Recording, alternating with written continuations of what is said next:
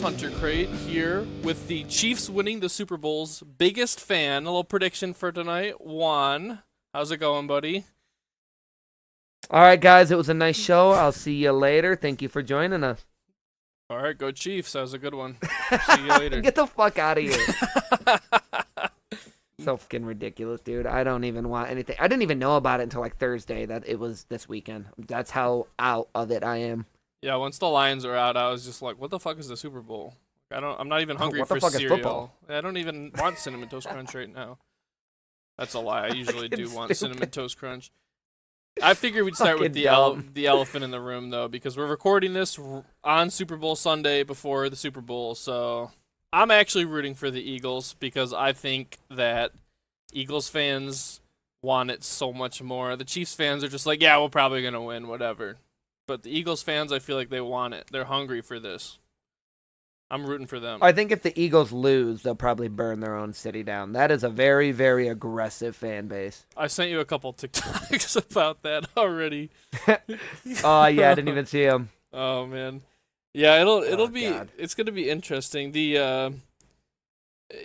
had multiple officials. They're like, don't climb street posts and don't set things on fire. It's just like, I don't know who the hell you think you're talking to. Right. I thought this was America. That fucking South Park episode when his dad's getting his ass whipped at the baseball game. I thought this was America. I thought I was a free man. Yeah, I'm just so excited for whatever. No matter what happens, it's going to be a bomb Always Sunny in Philadelphia episode. Dude, I'm just so fucking removed from it all. Like, Jess was giving me her predictions, not about the game. She was just like, the Chiefs are probably going to win because somebody's parent is in, what is that called? When they're taking care of you before you pass away. Hospice. They're in one of those. What's that? Hospice?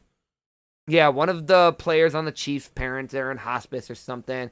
And she's like, again, Taylor Swift's going to get engaged and they're going to get their three-peat, which is like a legendary thing in NFL or some shit. And I'm just like, I thought we were going to Home Goods. I didn't know I was watching like an ESPN channel. I was just like, oh my God, I'm just not interested. I don't care.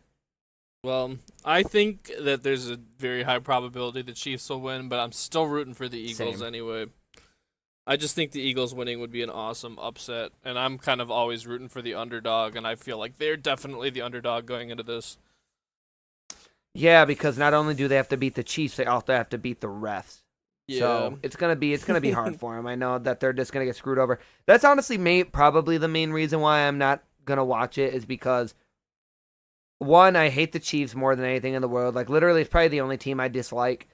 And then I also don't want to have to see just another week of them cheating, just blatant bullshit so that they can win. I don't need it in my life. That's negativity. All right, last week we lost Metallica fans and Gerard Way himself on our YouTube comments, and this week we're losing every Chiefs fan. Okay, 3 people. 3 people in Missouri. I'm straight. I'm good. Oh, man.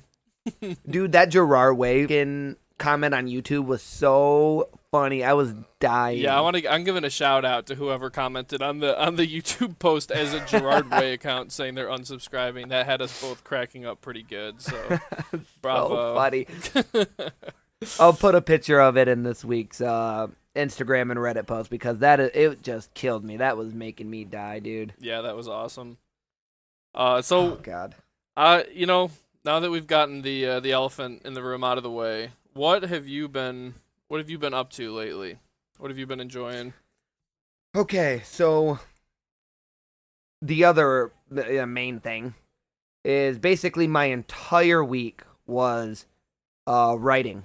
I got 2 more chapters out of the way, like another 30 pages, dude. Like, I've been hammering the shit out of that. Okay, so I actually got a funny story for you guys. So, since I started writing, I found a podcast for new writers. It's basically a bunch of like masters and doctorate level writers published, stuff like that. And a lot of them make fantasy. One of them makes horror. I'll actually get the name of the podcast while I talk because it's a really cool podcast. So I'll shout out them. Oh, it's called Writing Excuses. So they talk a lot about like new writers. Like, here's things you want to do, here's things you don't want to do, here's things you can do later on, but you should get more experience. You know, like really helpful stuff. Like anytime you're learning a new trade, you want somebody that's like, you'll never not be able to do this. You just need to have more experience before you do it. You know what I mean? I love that. So one of the hosts, his name is Brandon. That's how he describes himself. He just says Brandon every time. And he was writing a book at the time because I'm a few years back. I started from the beginning. And it was the Mistborn series he was making. So on Audible, I've been trying to get the Stonelight Archive books. I want to get them all so I can read them all. And my phone was hearing me talk to one of my coworkers about it. And I know that the author of the Stormlight Archives, his name is Brandon Sanderson. But I didn't even think anything about it. It's just the author of the book, whatever.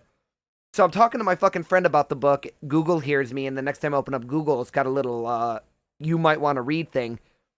And it was about the author, Brandon Sanderson, and his books, The Stormlight Archive and Mistborn.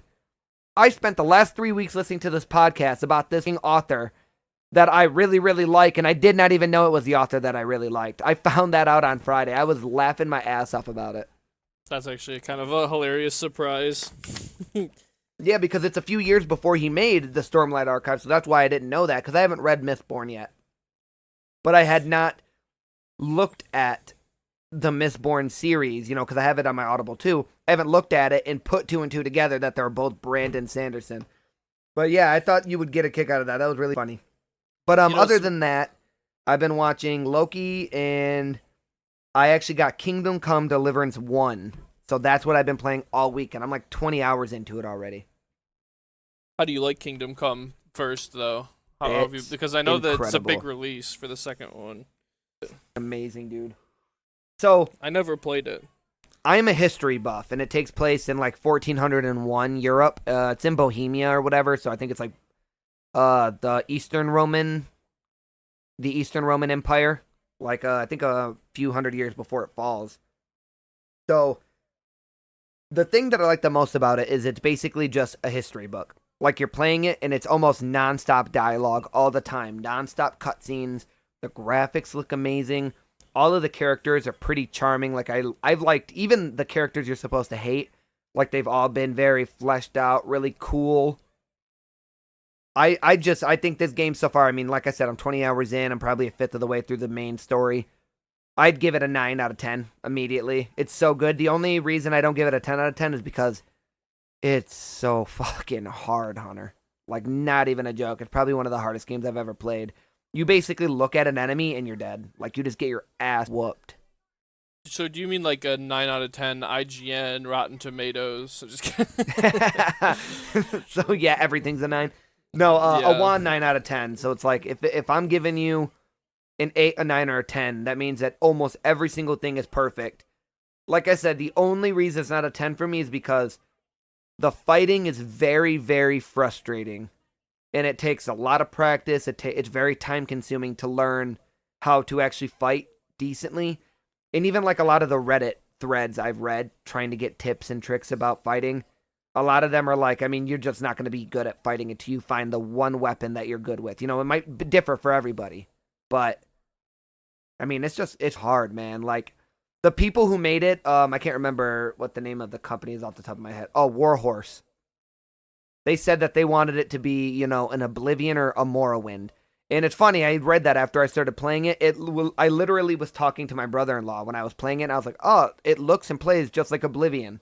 Like, even, your stamina bar, the way your menus are set up. Like, it's got a very hardcore Oblivion feel to it, except it's way more realistic. I really like it. It's a great game, dude. It's everything I hated about Red Dead, the realism of Red Dead, I love about this game. I don't know what it is, but it's a fucking great game. Oh, and I'm playing it so that I can buy 2. So I'm going to try to hammer through this one as quick as I can because 2 picks up immediately where this one leaves off. So that's that's why I got it. Do you feel like it's rewarding in its difficulty, or it's kind of just like nonsensically frustrating in its difficulty? Because something like the Souls-like games, like especially Elden Ring is the one I have the most experience with personally, it can be frustrating at times, but you feel like it's rewarding and that you make progress. You kind of understand the tempo of the fight a little bit better, or you understand maybe you need to approach it from a different way, or like maybe you can figure out a way to cheese it because your character isn't designed exactly in a way that's going to... Like, if you're a ranged character and it's somebody that's always closing the gap on you, for example, like, you might need to figure out some cheese or something, but... So you feel like it's not rewarding?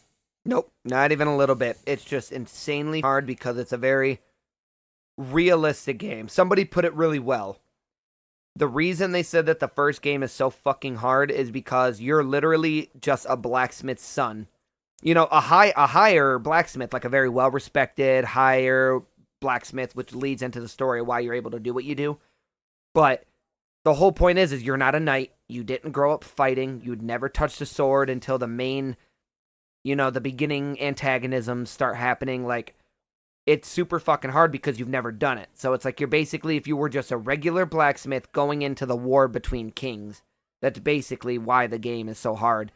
But there's not really any rewardingness to it because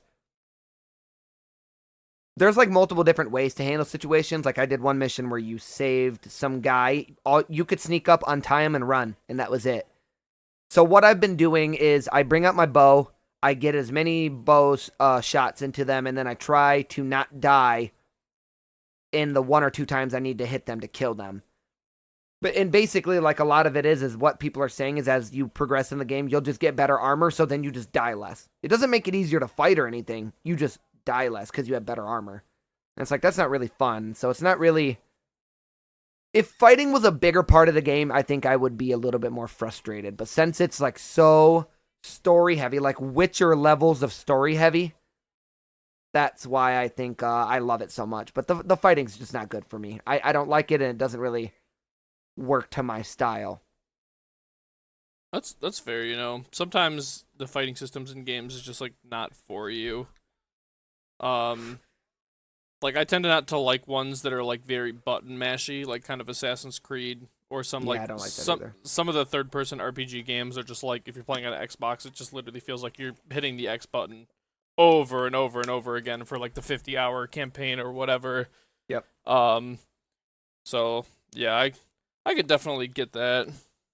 I think it's just perfection. I mean, they made such an ambitious, big, heavy game. I mean, it's 130 hours if you want to, like, do every single mission. It's a very heavy, big, fat game.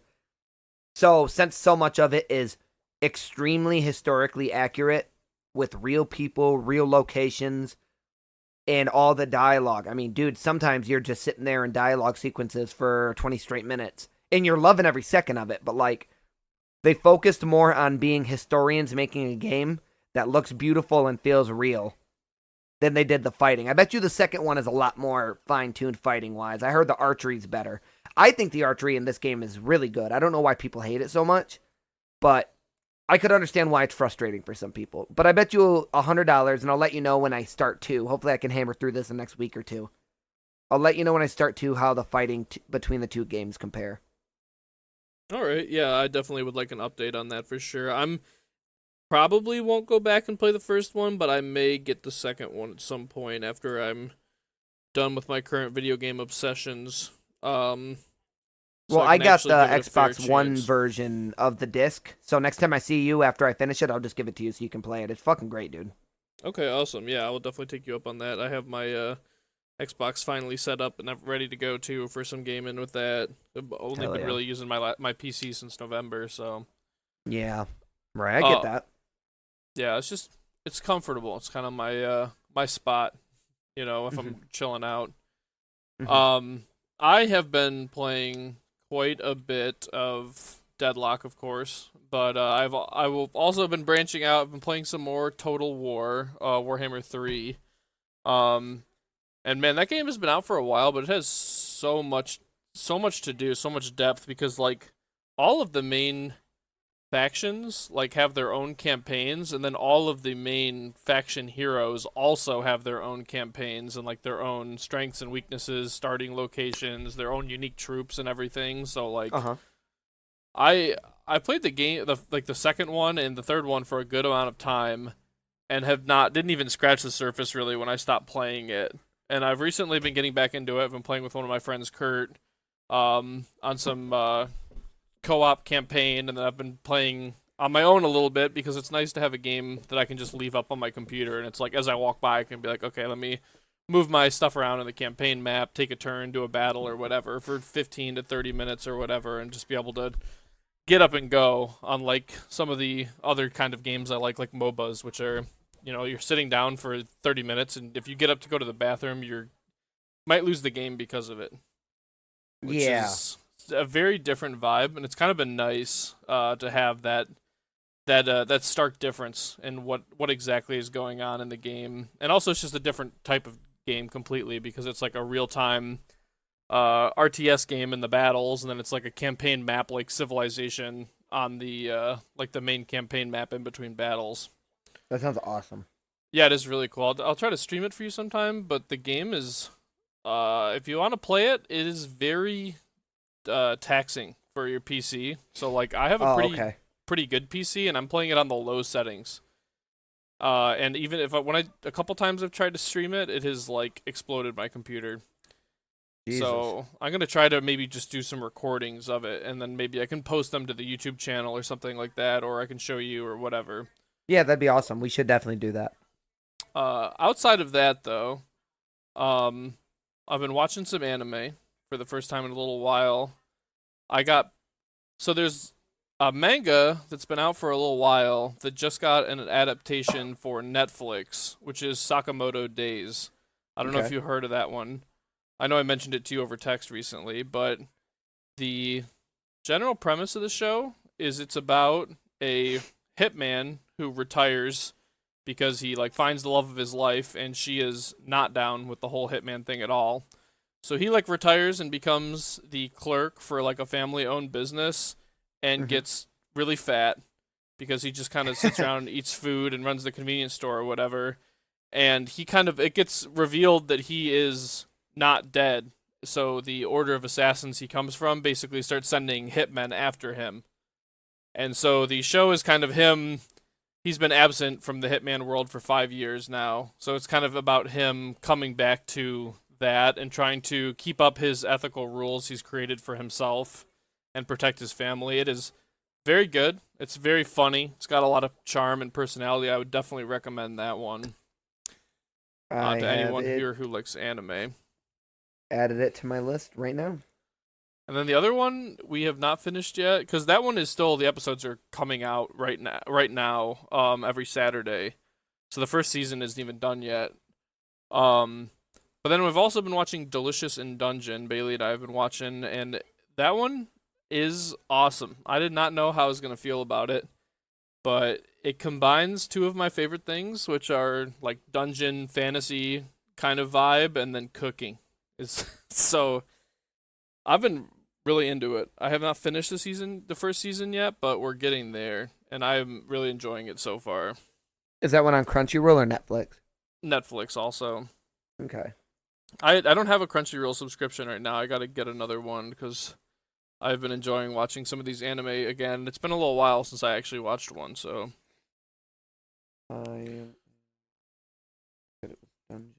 Yeah.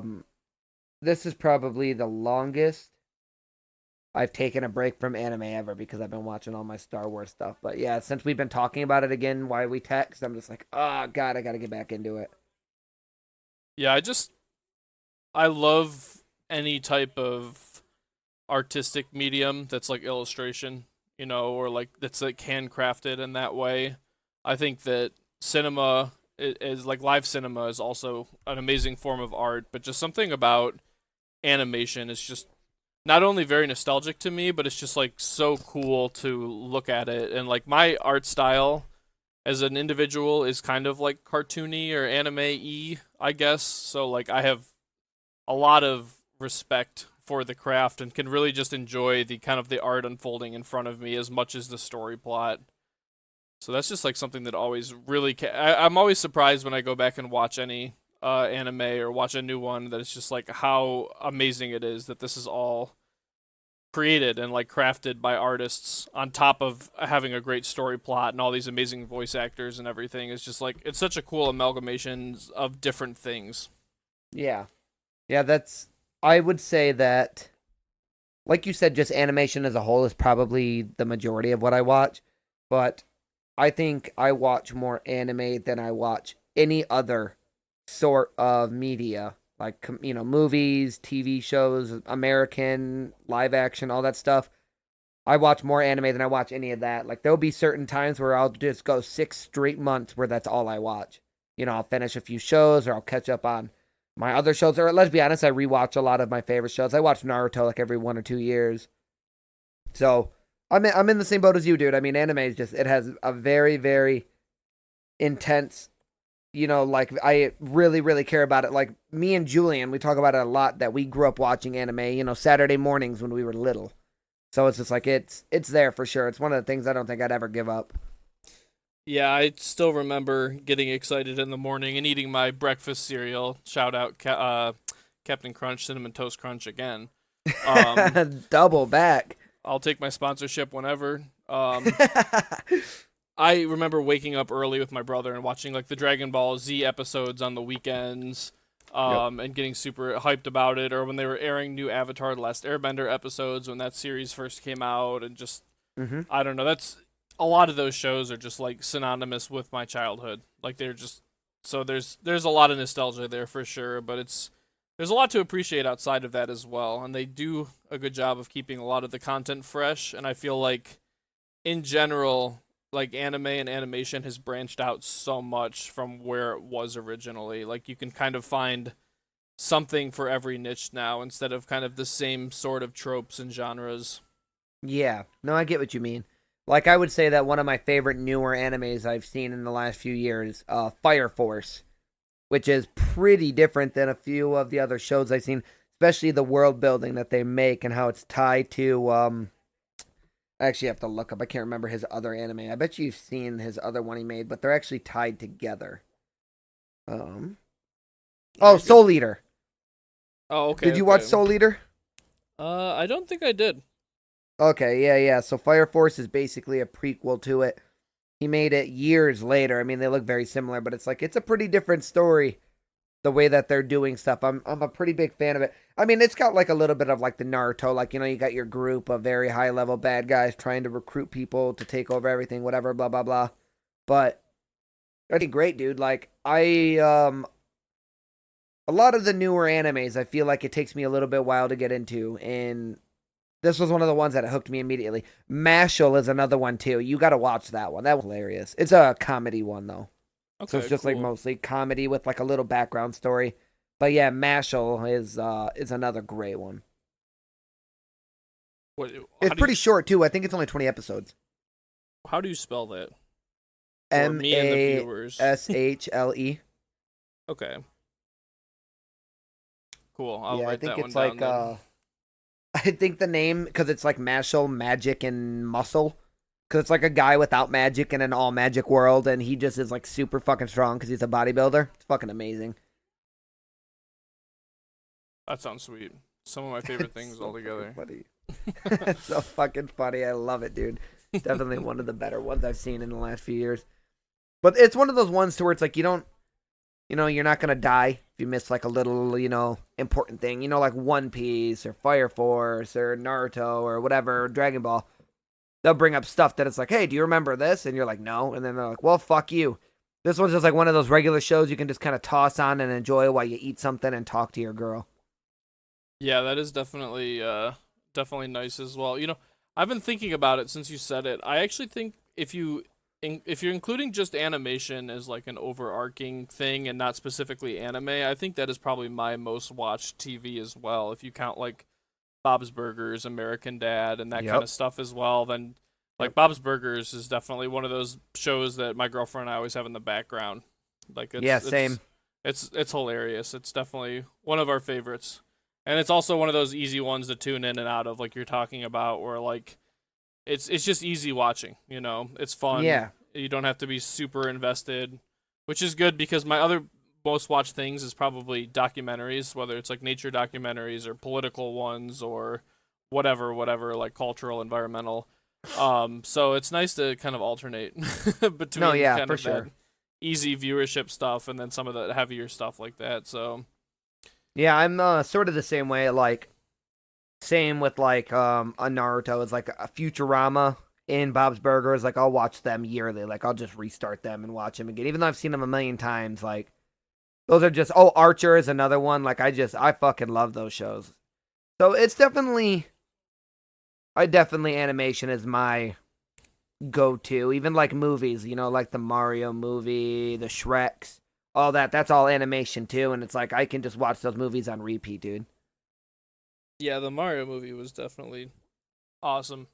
I'm sure I've seen the Shrek movies more times than I want to share, but I also have a bunch of nieces and nephews too, and they love that stuff, so. God, the first two movies are so good. You rarely see a sequel as good as the first one. I fucking love the second one, like when he's a human and Donkey's a horse and they're going through downtown Hollywood and they got like the fucking choppers on them. I fucking love it, dude. It's such a great movie. Yeah, that's a great film in kind of that era of television in which they did such a good job making something very entertaining for kids that was easy to buy into, and they had a lot of those adult jokes and kind of stuff that like even watching some of the shows like that my nieces and nephews watch with them every so often, like I pick up on stuff. I'm just like, wow, I definitely would have missed that if I was their age, you know, or when I did, I definitely missed it. Well, going back through SpongeBob, it's basically the same thing. It's like it was basically like a kid show for adults until, you know, like a certain, I don't know, like season 5 or 6 where it just like kind of goes like full silly. But like, yeah, you go back through it as an adult and you're like, I cannot believe I missed half of this. Yeah. So good, dude. I fucking love it. All right, I actually, since we're talking about TV, I have 2 things I wanted to talk to you about. So, start with the first one is, real quick, Star Wars Bad Batch. I'm about halfway through the whole show. Probably my favorite Star Wars thing I've seen since Mandalorian first came out. It's really fucking good, dude. Characters are really cool. The enemies they fight are cool. They bring back some characters from other stuff. A lot. If you watch the Clone Wars, I think we already talked about. If you watch the Clone Wars, you're gonna get a lot of good callbacks for that. But so far, I'm loving it. I'm a lot deeper in it now than I was last time. Big fan. The other thing I wanted to talk about was we finally finished Loki season 2, so we can start watching the movies. I think Captain America comes out in a week. I don't know if did you watch both seasons of Loki? No, I didn't, but it's probably one of my most recommended Marvel things to me by people, some of my friends that I have not watched yet. It's very good. The first season is fantastic. Like, probably one of the best Marvel things I've ever seen was the first season. Second season wasn't bad at all. Not a single thing was bad about it. It didn't hook me as much. But we did watch it. We finished it. I think the last 2 episodes are probably the highlight of the whole season. I really liked it. I'm pretty excited to move into what they're going to start doing now that they said that the era of bad Marvel movies should be over. And I think they're going to be bringing back that Jonathan Majors character too. So I'm pretty excited about that because I really liked his storyline and where they were going with it. Yeah, I will definitely put that one on my list of stuff when I think I have about enough stuff that I will probably be getting Disney in the next month or 2 and trying to catch up on a lot of stuff. Because I kind of like to wait until I have enough stuff to justify a month or 2 months of the subscription to kind of catch up on everything, because there's a lot of stuff released on there that I do not care about. But between Star Wars and I do want to catch up on the Avengers stuff, because this is, I will say, just from the commercials and like the hype or whatever, this is one of the first Marvel movies in a minute that I feel like I actually want to go see. With the new Captain America movie. And I do love Harrison Ford also. Me too. So yeah. I was going to see it no matter what, even if it's bad, to be honest. But yeah, I'm a big fan of Harrison Ford, but also I really, really like the Falcon. Yeah, always he's been a big awesome. fan of him. Yeah, I think he was a great character to succeed Captain America. Oh yeah, I mean you could see it coming from a mile away, and I'm really happy that they ended up doing that. I'm happy they didn't go with Bucky's bitch ass. Yeah. No comment. I don't want to get the Bucky fans on me too. Yeah. No, I like them together, so I hope that they do stay. But I think at the end of that TV show, kind of made it look like they were going their own separate ways. So I guess we'll just have to see. You know, my favorite scene with Bucky is specifically when Rocket finally gets his arm. Oh yeah, he's trying to get that forever. Yeah, he got it as a Christmas present from Nebula. That's probably my favorite scene with Bucky, and it's God, that's so fucking funny. Yeah, that's Rocket's probably one of my favorite characters in all the Marvel universe, though. So yeah, when I first heard that they were making Guardians of the Galaxy, I was like, that is the most idiotic thing I've ever heard in my life. I swear to God, I would never watch it. If it wasn't for Batista and Chris, whatever his name, I wouldn't have watched it. But I was like, I'll give it a shot. And then they end up both getting overshadowed by Rocket. He's just so good. Yeah, he's awesome. I do like Groot too a lot. Just their appealed to me. I just like their dynamic. I'm a big fan of that kind of character trope of like somebody who's like a hard ass and doesn't have any feelings except for this one specific character who is like it's kind of like the Han Solo Chewbacca thing a bit. Yeah, well. I can see that. So I like that vibe personally. Yeah, I don't know. He just never really interested me as much, especially once Rocket really started to develop good relationships with everybody else. He was always just But Batista's fucking character too, man. He gets me every time. I love him. Yeah, he's very funny. I like that everything is literal character. Yeah. Yeah. Dude. Oh yeah, what is it like when they do like that mind thing to him and he's like super like bummed out and zoned out and then he just starts laughing. He's like, do it again. I fucking love it, man. Yeah, just on his own wave completely. I respect that. Yeah, it's a pretty big bummer that Batista wants to move away from being a comedic actor because he genuinely, most of the stuff I've seen him in, he usually like shines, but like he's just so fucking funny to me. Also, being a huge Batista fan growing up, watching the WWE, that maybe helps a little bit too, but the man's just got something to him. He's got a lot of charisma. I like that. Yeah, I think that I like him a lot in the comedic roles, but I've kind of always, even when I was a kid watching wrestling, I always thought of it as funny. Like I thought the whole thing was humorous, so I've kind of always put him into like a humorous role in that way. But what is the there was a movie he was in that he plays a serious role that I like him a lot. What was it? Oh, Knock at the Cabin. Oh, okay. I thought he was really good in that movie. I thought that movie overall was all right, but I do think he was one of the most convincing characters to me. I think he played a good serious role in that. But overall, I definitely do prefer him in comedic roles. I actually heard something pretty crazy about him. So, like, the Rooster Teeth podcast back in the day had him on. I think, like, 2018, 2019. He was doing a movie with Kumail Nanjiani. And maybe it was Chips, the remake of Chips or something. I don't remember what it was. But they were asking him, because it was like a semi-funny and then, like, semi-serious role. And they were asking him, and they were like, so, I think they were calling him Dave. Like, well, so how do you approach your acting? Do you go back through? Do you like watch so you can like learn from it and then do better? And he literally said he has never watched a single thing he's performed in because he hates his own acting so much. He says it makes him miserable to watch himself on screen, so he refuses to.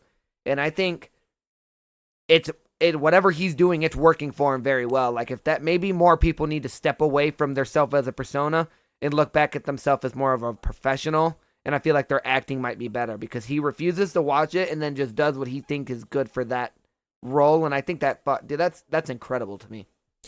Yeah, I definitely think that we have had enough of people who try and like become their role 100%. Johnny Depp.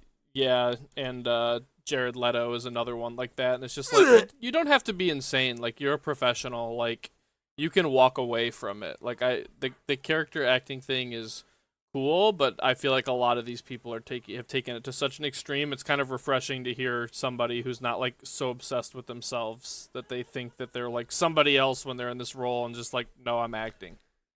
Yep. Yeah, I know exactly what you mean. I like when I think we've circled back to this many times, so I'm not going to beat it over the head, but just genuine. Like that seems like such a genuine thing. Like if I didn't have to listen to the podcast, I probably wouldn't. It's just because I have to edit it because I hate my own voice. But like, I do get like, I wouldn't want to watch myself work because then you'll start noticing all your little fuck ups you do and it's going to make you mess up when you're trying to do it in the future. Like, it's just like a very genuine thing. And I think anybody who does something genuinely, they might not be amazing at it. In this case, I think he's really great at what he does. But like, I think it makes you better at it as a whole when you want to do it genuinely. I definitely think that's true. I also feel like him sharing that information about like that he doesn't like watching his own acting does make him feel more relatable and human, which I think a lot of people who are big time actors and celebrities I feel like miss the mark on. You know, they don't feel very relatable or likable outside of their roles. Whereas, you know, it's kind of refreshing that he feels like a real human being when he talks about those things. Instead of being like, yeah, I sent my co-star a bunch of rats because I was the rat guy. It's like, okay, bro, like you could have just like not done that and maybe pretended you did or something, like chocolate rats or something. You don't gotta be a freaking freak about it, but it's not fucking Jackass. We're here to do a fucking job and then leave. Yeah, we're all professionals. If somebody sent me rats at my job and they're like, oh, I'm practicing for something, I'd be like, okay, I don't care. I'm calling the police. That's weird. Yeah, for real. Well, that's the thing, too, about, like, all these actors that, like, fall in love on set and then they break up, like, a year later. It's like, you could literally just go to work and not have sex with your coworkers. You know what I mean? Like, it's not hard. I've done it for 20 fucking years, and I've not once left work thinking, I did it. I did it.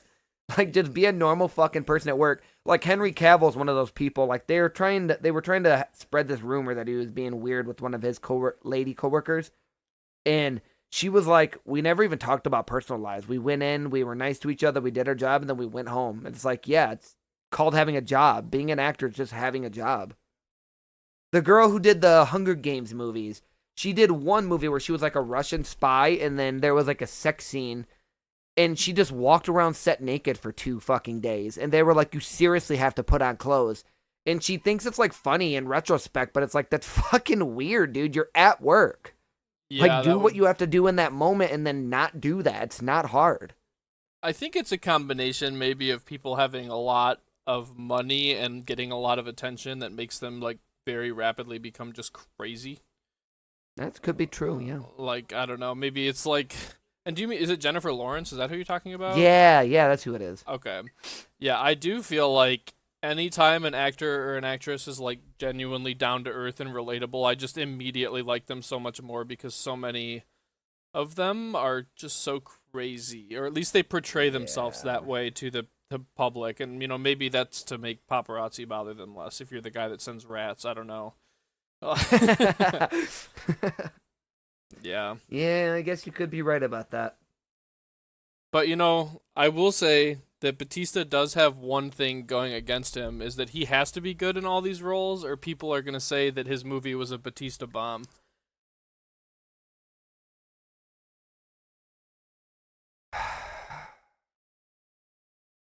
God fucking damn it. All right, end the podcast. That's it. Thanks for coming, everyone. So You're welcome.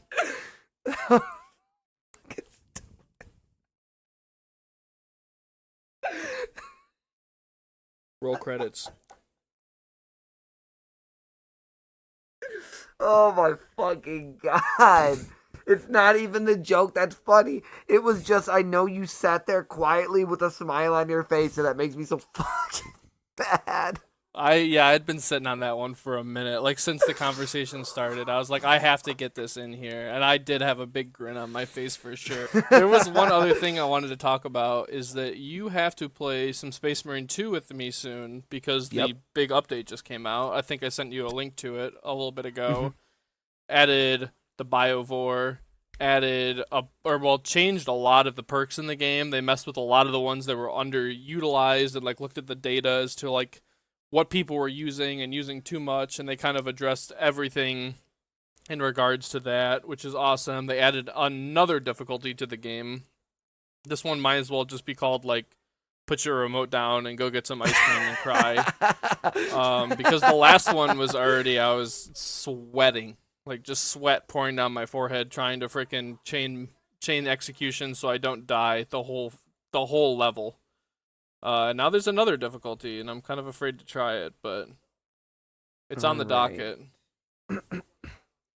I had already read it when you sent it to me. I just want to bring it back up to refresh my memory. So the new player, the PvP map is what I'm really excited about. True. I think it's called Tomb. But also, the more places to go on the battle barge is going to be badass. That whole, like, data slate room, I'm pretty excited about that. Yeah, it's nice that they made it a little bit easier to kind of mess around with some, like, the requisition points and stuff like that for upgrading. Like, it gives you, like, extra missions to kind of influence your gameplay a little bit in the operations, which I think is pretty cool.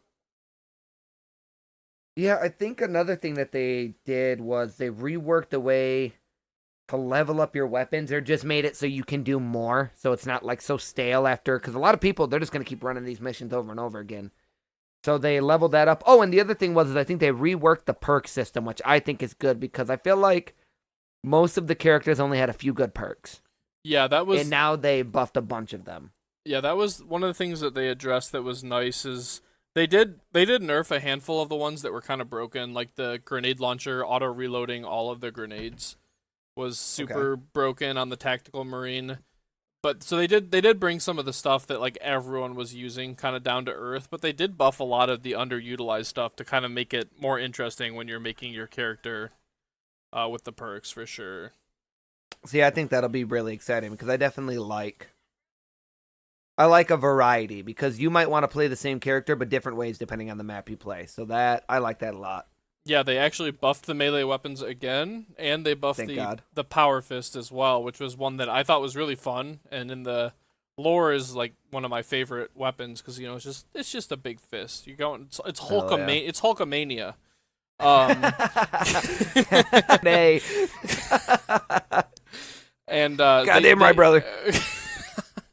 They made it a lot better, so I'm excited to play with that some more, because all I've been using is the sword. I'm not gonna lie to you. Yeah, you do love it. So I like the sword and the shield. I like to run in there. I like the combat medic role. So I'm excited to play it some more and check out some more of the changes. But again, I just want to keep touching base on this one, because I feel like this is an example of a game that the developers seem like they're expressing a lot of love for it. Like, they could have just kind of, like, released it as it was and, like, maybe made a $15 DLC twice and then been done, but they're making it really a living game, which is nice. But there's a battle pass, which I know you don't like now. Yeah, but it's fully cosmetic, so that doesn't bug me at all. Yeah, that's my preference too. Like, I don't mind the Apex and Fortnite battle pass in that way, where it's like they got to make their money somehow for a free game, but just don't make it so. Don't give me Dragon Breath shotguns on battle passes is all I ask for, which is a pretty low bar. Yeah, and then the battle pass for Space Marine 2, it's, like, out of the way, like, off in its own menu that you have to, like, kind of seek out. If there wasn't any cosmetics you could unlock in the base game, that's off. But since the battle pass is just like, hey, you want some extra stuff to put on your person? You could definitely buy this. If you're not, then whatever. You don't have to look at it. Like, it's never in my face. Ever. So it's like, I like that a lot. Just keep it off in its own area for the people who want it, and I feel like that's perfectly fine. Yeah, definitely. I feel like they've done it in a pretty good way. And it is, I know a lot of people are definitely going to dump a lot of money into it, because a lot of the cosmetics in the game are very cool, but I don't plan on picking up any of them. So it's cool. Like, I bought the base game. I spent my money on it. And I'm just excited for any of these updates that have been the new enemies and stuff like that. One of the other things I did not touch base on yet about the game, too, is that they added more assassination animations and, like, finisher animations, too. Oh. So, and they finally added another quality of life change where they made it so there's a field of view slider, so you can adjust your field of view which is really nice for third-person games because sometimes, you can kind of like get caught on terrain a little bit with your camera and stuff like that, or it can be kind of a little bit weird in shooter games. So they adjusted it so you can zoom it in and out a little bit, which is really nice. I'm a big fan of playing some fishbowl with the field of view zoomed all the way out, but me too. It's my preference. It's actually funny you bring that up. In that Kingdom Come game, the one I'm playing right now, you can mess with the field of view because it's a first person. And I was like, I just can't hit anything. Why does this all look so fucking weird? And then I put the field of view all the way back, and I'm like, oh, that's why. Because like the base one just doesn't work good, I feel like, with regular monitors. Yeah, that's definitely fair. Yeah, I like to mess with it too. That's definitely something that everybody likes, a different sensitivity. A lot of people like different field of views. You should definitely have that in there. Yeah, I think any of those type of things are just always great to include for people, because everyone games a little bit differently, and sometimes some people want to sweat and have like the 10 sensitivity equivalent or whatever, where it's like bumping your controller like completely swings your character around, or same thing for mouse and keyboard. Some people like to use their whole mouse or their whole arm, and some people just want to use their wrist or whatever, and it's nice to be able to. I think they each have their kind of own advantages and disadvantages too. Definitely. That's any type of quality of life improvements like that. I just think are just always a home run. So I was really happy that they added that slider, even though it's a small change or whatever. But it was really requested, and initially they kind of said that it didn't look like it was going to be super easy for them to implement because how the game was programmed. But they still went ahead and did it anyway, which is, again, just 10 out of 10 game design. I do like to complain sometimes about new games coming out, so I do want to give credit where credit is due. If you have not played Space it says a lot Marine about 2, them. I would highly recommend the game. Yeah, me too. One of the only games I bought recently that actually felt worth the price when it came out, and now it's it's so much better now than even when it came out. Yeah, and so if you find it on like a Steam sale or something like that, or sale at the Xbox store or something, I would definitely recommend getting it. It's worth full price too, but if you can find a deal, it's even better. Yeah. So, I got something else I was super excited about. I was fangirling in our text about the other day. All right. Rooster Teeth is back. Did you read anything about that after I brought it up? I did not. I was waiting for you to update me on it. All right, so obviously Warner Brothers ran the company into the ground, and then they closed the doors. Instead of trying anything to actually fix the company, they just made everything behind a paywall. There was nothing outside of the paywall. They just said, hey, this will fix the company. Every single way we generated revenue other than a paid subscription, we're getting rid of, which made no sense to me. So they put everything behind a paywall, and then a few months later, they closed the company. So that was it. Everybody left, and then a lot of the people that I like from Rooster Teeth, because I followed Rooster Teeth from like 2009 up to literally when it closed. All of the people I liked, I kept supporting. So it closed. All of the people started going off and doing their own stuff. And then the person who started the company with 4 of his friends, he was able to buy it back from Warner. He doesn't own Achievement Hunter, I think. I think he doesn't own Achievement Hunter. He doesn't own Ruby. But he owns Red vs. Blue and the Rooster Teeth name and all of its like remaining assets. So he started putting everything, because everything that they took off of YouTube and put behind a paywall, that website just went away. So then there was no way to watch anything anymore. Like, it was just all gone. Yeah, I remember them removing all the Red v Blue from YouTube because I went to rewatch that with my brother at one point, and it was all gone in like 2023, I think. Yep. Yep. And yeah, and then they said it was going to be free on their website, and like you said, they put it behind a paywall, and now it's just kind of gone. Or was gone, or whatever, for a while. Yep, they closed the whole website down. So everything Achievement Hunter, everything Let's Play, everything Rooster Teeth, except for the podcasts, because they had a few. Other than those were all just on the website. They closed down the website, and then all of it was just completely gone. And they had some very late hits, too. Like, I don't know if you watched Survivor, but they made a Minecraft Survivor clone. So you basically do Survivor challenges on a Survivor island in Minecraft. Both seasons were massive hits, like millions of views. And then the second season came out, and then they closed the company, and then it was just gone. Like, there was no way to watch it anymore.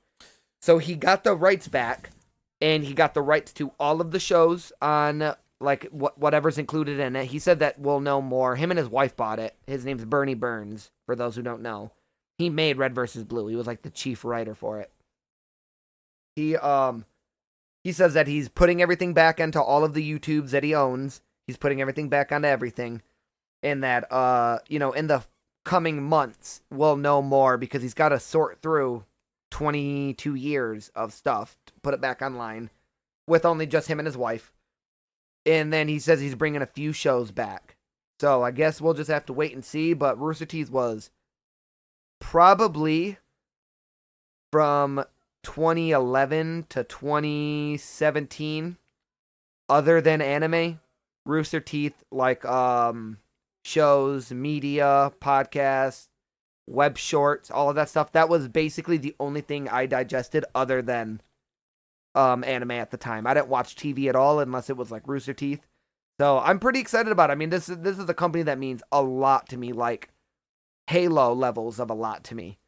So to see it come back and then be back with the person that made it good for so many years, I can't wait, because when he got his hands off of it, you could see a very, very stark dive in what they were doing, and they stopped making the content that made them popular, and they started they went the Disney route in the last few years of the company, where does this pander to any groups? All right, put it out.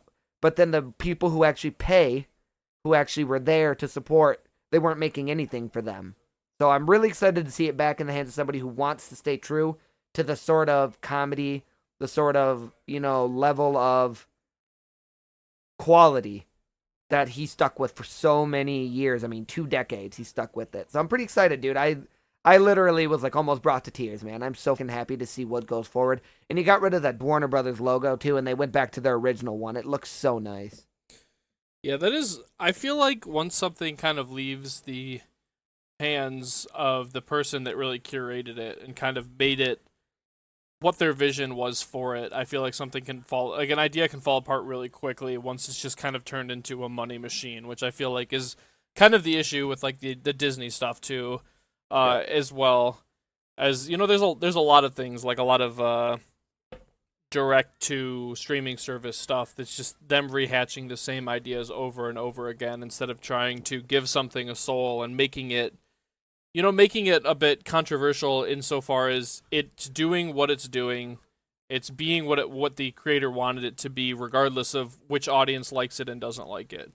And kind of just like meets you where you're at, like maybe you'll like it, maybe you won't, but for the people who like it, they'll like it a lot. The people who don't like it won't like it, instead of trying to make it something that's palatable for every viewer. Yeah, that I completely agree. Completely agree. And I think that, like you said, that stuff can just unravel really quickly.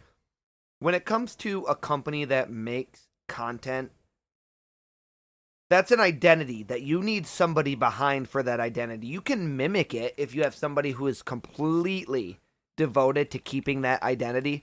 You can definitely mimic it. Like, I think the second generation and the beginning of the third generation of Rooster Teeth employees, like, they wanted to work at Rooster Teeth because they loved Rooster Teeth. They wanted to work there. That's what they wanted to do. They wanted to contribute to something they liked. Specifically, the second generation. But as you got in towards like 2019 to when they closed, there are a lot of people like on the podcast that I listen to, they didn't even know about any of the early stuff that the company had did. They didn't know about a lot of the major shows. They'd never watched any of it. It was literally just a job. When somebody's there just to do a job, like, if you're just there doing sound equipment, or you're there helping animate, you're doing this or you're doing that. For a lot of companies where you're just rotating what you work on, I get that. Whatever. You can maybe work on something you like for a minute. But like for an online web company, like you could probably dedicate your entire job to doing the one thing you want to like. And if you don't know anything that you're producing, then it's not really, because a lot of that stuff's art. So if you're not passionate about the art, you're just there for a job, you're definitely going to see a difference in the quality of it. Yeah, you can definitely, the difference in the individual's buy-in to what they're creating certainly is one of the biggest effects on the outcome of how it's received, I feel. Like, yeah. I just feel like you can see kind of almost like the magic behind the creation of something when somebody loves what they're making, they love what they've created, they love what they've written or whatever, and they have an idea that they really would like to share or like a message they'd like to send out, and it's like it gets so muddied so quickly when that's lost, I feel like, and then the product is just whatever is profitable. Yeah. Or they try to make. No, I definitely see that. And and it's almost like a self defeating kind of thing too, because in choosing to make it as profitable as possible, you lose your primary audience. Is what happens in a lot of these films and these companies and stuff like that try and rerun the same ideas, or they try and recreate something that's been recreated 100 times. Kind of like how you talk about the battle royale has just been kind of done over and over and over again. And like I'm a fan of them, but I definitely have moved away from them because it is repetitive, and it's an idea that's been rehatched over and over again, and it kind of has lost the soul of it a little bit from where it originated with like PUBG and stuff like that. Yep. But this kind of takes me actually to a bigger topic that I actually wanted to touch base on as one more thing too, is this kind of, I feel like, takes us into just the whole aspect of like lost media. Like when things just kind of vanish, like any type of video content, movies, books. And I feel like we're kind of in an age in which this is happening more rapidly than maybe ever, with like when these streaming companies are buying each other out, and when these companies, like these small internet companies, are getting bought by Warner Bros. And stuff like that, and then all of a sudden it's just not cost effective to keep these things around, so they just kind of vanish. Yeah. Which there are some people who dedicate themselves to archiving everything, but it's like then they're taking on that financial burden. Right, and it's like it's kind of spooky too, in the way that like even some shows and stuff like that on streaming services are being changed. Like stuff is being removed from them to maybe fit into specific boundaries or whatever. But I think that media is at its best when it's kind of a time capsule for when it's made. When you can watch something and maybe it's not good, or maybe it doesn't appeal to you currently, or maybe it feels outdated because of some sort of like tropes or ideas in it. But I feel like those things are kind of how we get a glimpse of not only like where we came from, but like kind of where we're heading as well. And like I feel like if you erase those type of things, it's not a good thing, And I'm speaking specifically to media as well. I don't think that everyone should have to watch these things if it makes you uncomfortable or upset or whatever. But I do think that having them around and not changing them later on to make it different than the time it was created is not always a good thing. No, definitely not. And just even on the bigger idea though is just like, it is kind of scary that some of these things can just be erased. Like some of these cultural pillars, like, because Red versus Blue was so huge when we were growing up. It was probably the biggest online show of that I can honestly ever remember. Yeah, like it was so huge, and to think that could just vanish because it got pulled from YouTube, and it got pulled, and like you could probably find some people that have it saved and stuff like that, but for it to just not be available in any like easily accessible way for something that was free for 15 years or whatever, it's crazy. There's a lot of content on YouTube that's been removed, and a lot of these streaming services where they just decide it's not profitable to hold on to these old episodes of shows or these entire IPs even, and then they're just gone forever. Yeah, I don't, like you said, it's worse than ever, and it's like I don't know how it can change, because I think the internet has just moved away from it fully. Like it's into short form media, TikToks, Snapchat videos, Instagram reels. That's what it is now. Like that's how people sort of enjoy a lot of their online time. So it's like these other companies where they made an entire career, at this point, decades, careers out of making like actual scripted or comedic or any sort of stuff like that, where it's not literally a 1 minute video. I think it's just moved. The internet moves fast away from that stuff, dude. And I feel like COVID really is like a big stark difference in between that generation and the new one in short form, because TikTok was big, in 2019, early 2020 before COVID, but like 2018, it wasn't even TikTok yet. It was the last one it was. I can't even remember what the name was. Yeah, Musical.ly. So it's like Vine had already been gone for years, so that kind of wore away. And then I felt like, companies like Rooster Teeth and what's the other big one of the time? I can't remember name off the top of my head, but there's like a few other companies that like I felt like they kind of got big again. They kind of came back. They were, some of them started making movies, even if it just went straight to YouTube movies. Like they were doing stuff like that. And then boom, COVID happens, a lot of production gets shut down, and the short for media, everybody can make it home. It really changes quickly, man. Yeah, I feel like an interesting statistic that I was reading kind of, because I was doing some reading about this lost media sort of phenomenon, is that this is not the first time this has happened in such a dramatic way. They estimate that 75% of silent films are gone forever. So sad. 75%. And, I'm not saying that I want to go back and necessarily watch all these silent films that I can't watch now. But there is something, history. there's something to be said about the fact that these things can just disappear so rapidly. And, I almost feel like we're kind of on the verge of a new era of that when it comes to this type of YouTube content, when it comes to things being removed from places like Twitter and Facebook and stuff like that. And also when it comes to these streaming services just deciding, no, we're not gonna hold on to these episodes that we own the rights to because it's just not profitable to own them even. Right. So like they just literally erase these things.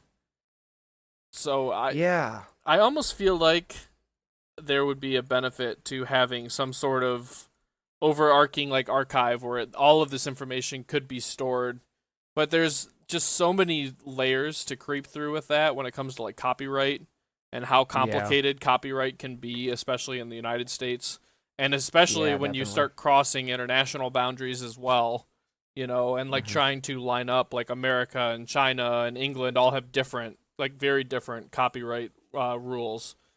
So it's interesting, but it's a little bit spooky to me, Yeah, just wide swaths of human, history that actually can be viewed like other than just text, like things you could see from over 100 years ago just gone. And it's like, how did we? It's very Library of Alexandria to me, just like important stuff just never to be seen again. Even if it's not that important, it's important enough that somebody decided to make it. So it had to be something. And it's just gone. Just never to be seen again. And I don't know if until we can find a permanent storage medium that we'll ever be able to stop that from happening. Yeah, it's I think that it will be one of those things that just due to how humans are and how information is stored that it's always going to be happening, but I think that people have to decide what is an acceptable amount of it to be able to be disappeared or to be able to be changed from its original form and formatting. Yeah. Not a lot of that too is I just feel like there's a financial, dollar sign to put on it, and a lot of people don't want to put that burden even when they have absolutely the means to do it. Like there's not a I'm doing this for everybody sort of mentality anymore. It's more so just that doesn't really benefit me, so why would I do that? Yeah. There's definitely a lot of that, unfortunately. Because, like, I felt like in the older days, I mean, I'm sure I'm very wrong on a lot of different aspects, but, like, back when things were really developing quickly, early, say late 1800s to early 1900s, people were doing stuff because they could do stuff, because they thought it would change the world and make it a better place. And now it's like, well, how can we market this? Like, obviously they needed to have the money, they needed to profit so that they could keep making stuff, but a lot of doing stuff for the greater good just seems to kind of be on the back burner. And it's like, these are times where, like you said, I mean, we're just going through another exodus of history. And it's like, we might as well try to maybe band together so that it doesn't disappear for all of us. A lot of people hate looking back, though. They only want to move forward. Yeah, there's something to be said for being willing to kind of look back to see what's ahead. I feel like, I think that there's kind of like the trope or idea that history repeats itself, but I do think that looking understanding what happened previously also, like, in regards to culture, is kind of a lens to view history through. Like, it's hard to kind of understand everything that was happening by just reading a textbook, but understanding the culture around those type of events actually kind of gives you a more human idea of what it was outside of just maybe dates and events. Yeah, one of my favorite documentaries is about World War One. They did it in the 70s or early 80s. BBC did it. And they interviewed all British, like as many surviving British World War One veterans as they could. So it's no longer well, this is how they advanced. This is what happened. This was the death casualty. This who won. It was literally a bunch of guys crying about how hard the war was, what it did to them, coming home to a country that didn't care about them because they didn't want to think about it anymore, losing their friends. Like, when there's a real human aspect to it, it almost hits you hard. Well, for sure, it hits me harder. But I think that's kind of the point of doing it. Like you said, I mean, you want it to have some sort of context that these things happen and they happen to people. Not just that it happened, not that a star went out, in space and the telescope can pick it up. Like, this is stuff that's happening to people and people that have relatives that are probably still around. Like, it's just crazy to not want to experience that in some sort of, like, idea. Yeah, absolutely. And, like, the content and the media people consume influences so much of society and history, Definitely. and it's like, it might just be a video or a movie, but these things, oftentimes artists are speaking to real events, real happenings, and like a lot of anime is a great example, kind of full circling back, is a lot of anime comes from plays on the real world, or sci-fi is an even bigger genre. Really, like, people think about, like, this is a prediction of the future, but it's really kind of a parody of what's happening now. Star Wars is the big one that comes to mind. Yeah, absolutely. It was about Vietnam. Absolutely, and like, that's such a different lens to view a historical event through than to just read about Vietnam in a history book.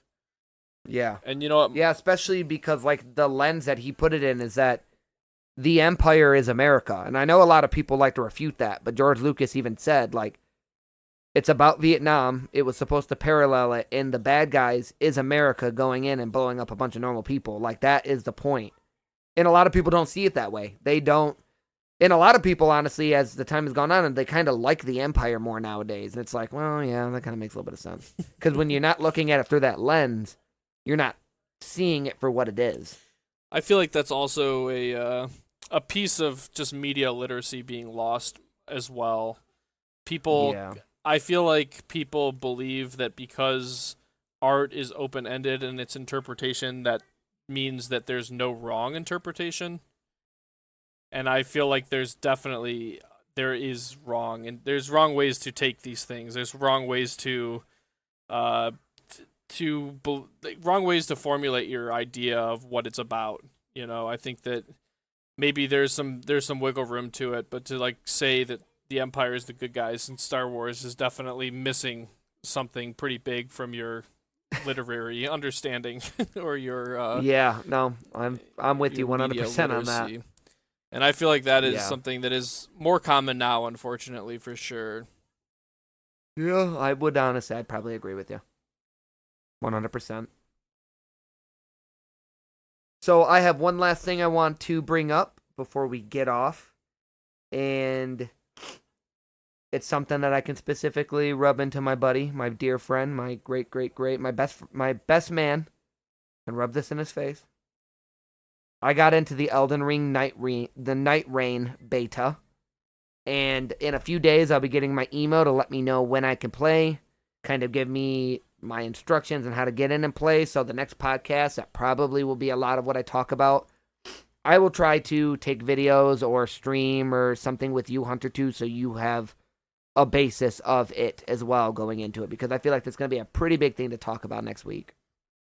Yeah, I'm definitely going to be watching some Twitch streamers that were able to get into it as well, and I want to hear your take on it, because, again, Elden Ring, probably one of my top 5 games of all time, And Same. roguelites are probably my favorite genre of game. Probably close with like RPG, RTS, just as in general. So I'm incredibly excited for this amalgamation that is going to happen. So we will definitely be talking more about Night Rain in the next podcast. I'm so excited, dude. I've literally been thinking about it nonstop, and I think it opens up. It tells you when it goes over for a few days. It tells you when, but when you can play, I mean. But I'm pretty sure Valentine's Day is the first day that they're letting some people play. So it's like I gotta do that. I gotta do that dance with danger of. All right, I have to spend time with my girl on Valentine's Day. But also Night Rain's gonna be playable, and I can't miss that. It'll be risky, but I'm gonna do the dance with fire for sure. Yeah, it's like sometimes on Valentine's Day you have a date with Miyazaki. It happens. You gotta share the love. You gotta share the love. All right. But, well, thank you, everyone. Sorry about that. Go ahead. Oh, you're good. Thank you, everyone, for joining us for another episode. We have been appreciating hearing from you guys in the YouTube comments and some direct messages to us. Keep it up. We would love to get some questions for us, about any of the stuff we're covering, about stuff you would like us to cover. We are very happy to receive any type of input from y'all. So thank you for that input. Thank you for joining us, and we're looking forward to another episode in the next week here. And if anybody here is a new listener, feel free to follow us on anything but Facebook and Twitter at That Pop Culture Pod. Thank you for joining us, guys. Have a great day.